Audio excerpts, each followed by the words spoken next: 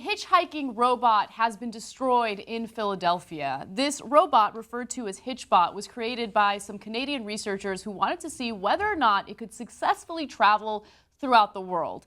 Now, unfortunately, it was successfully traveling throughout the world, including Europe and other parts of this beautiful planet. But unfortunately, it did not survive the terrible, terrible individuals who wanted to destroy it in Philadelphia. Let me give you the details.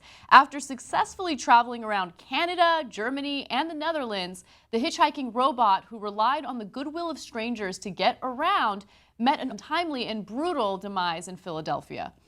So apparently some people in Philadelphia thought it would be funny to tear it apart. You know, it was decapitated. It had its limbs taken off. I mean, it was a very, very sad story. I'm very disturbed by this news. The story went viral. I'm going to keep it real with you guys. We're talking about this because everyone's talking about it.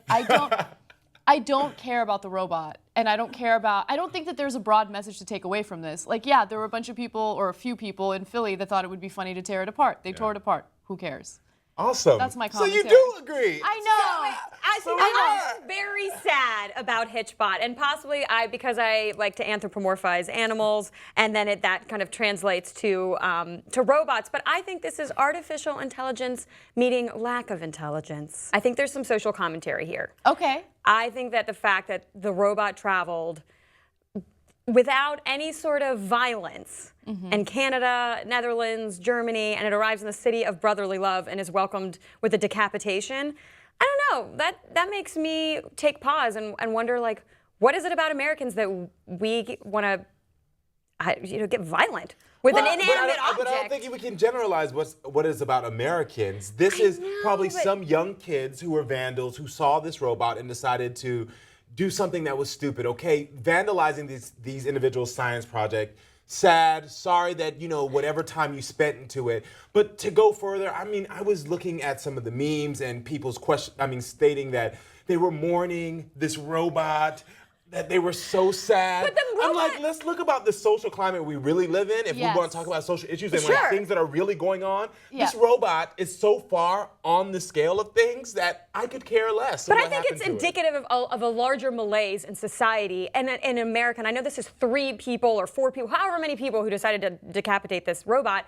I just think that it is a flashpoint or a lightning rod that sort of just shines a light on a general attitude that you don't see. I mean, you look at all the other Instagrams of this robot traveling, and it's just this like idyllic, wonderful road trip. And then it ends up in America and it ends up decapitated. How does that not, that narrative is disturbing to me. I get the sense that the robot spent more time in the US than other parts of the world, only because Philly wasn't the first place in the U.S. that it traveled to, okay? So it apparently enjoyed a nice Red Sox game, and then it was briefly taken to see whatever the hell that means. Somebody probably went on a sailing trip with the robot. Right. Whatever. But look, I think you make a good point about how in the United States we have an issue with violence, and we have an issue with maybe not respecting other people's property or just enjoying something as fun and lovable as a robot that could have limited conversations with you, right? But this might be one example of that, but I would argue the bigger picture includes better examples. Like, I don't know, the mass shootings that we have at least once a week now. Exactly. Those are the things that I'm more concerned about. No, when I saw totally this story about the robot, it upsets me because this is what we get distracted from in our country, where we start talking about this and this becomes the news and people are talking about this hitchhiking robot instead of the police brutality, the mass shootings, gun control, our election. It's like these are the things that people should be talking about, but instead they're like, oh, the hitchhiker went to the city of brotherly love and he didn't get any love. Who gives a fuck? I agree with you that I don't think it's a who gives a fuck, but I think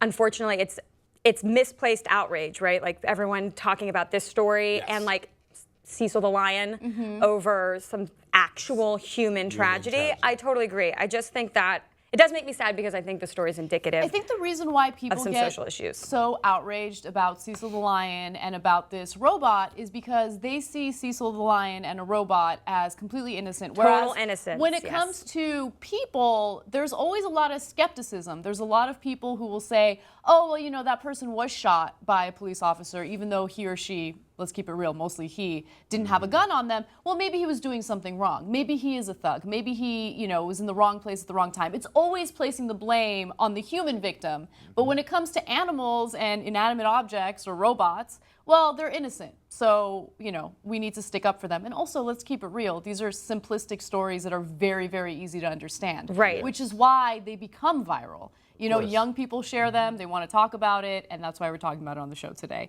But I think we had a pretty intelligent conversation about it. Yeah, no, and I totally see y'all's point, but for me, it definitely struck a chord because like you said, it's that accessible narrative. I do wish that the HitchBOT had made it to the South because I think Southern hospitality would have probably worked out better. I doubt that. I am from the South. I think the South would have tore that robot up quicker than you can believe. I'm just sad the robot ended up in Lederhosen and at a tulip field in the Netherlands, and we never got. Just give the robot a Confederate flag and it'll be fine.